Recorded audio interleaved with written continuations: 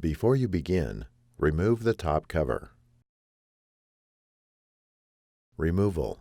Important. Make careful note of the routing of the speaker cable for later replacement. Disconnect the speaker cable from its connector on the system board. Remove the speaker cable from the routing channel on the battery.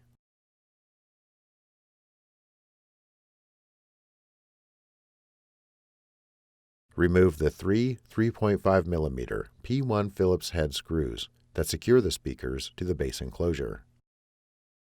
Lift the speakers off of the alignment pins on the base enclosure and remove.